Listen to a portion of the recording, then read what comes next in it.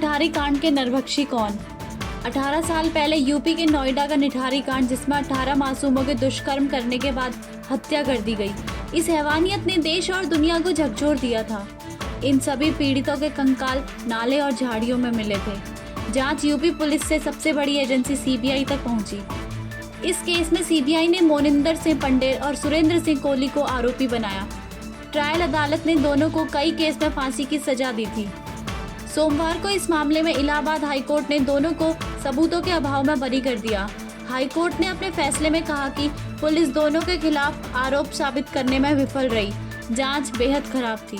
सबूत जुटाने की मौलिक प्रक्रिया का पूरी तरह उल्लंघन किया गया। जांच एजेंसियों की नाकामी जनता के विश्वास से धोखाधड़ी बन गई।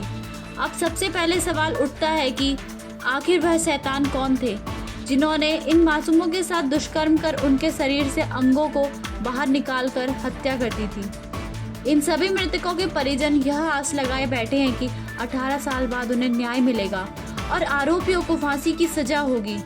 मृतकों में से 3.5 साल के हर्ष के पिता रामकिशोर ने फैसला आने के बाद पंडेर की कोठी पर गुस्से में पत्थर फेंकने के बाद कहा कि सीबीआई ने जांच ठीक तरीके से नहीं की।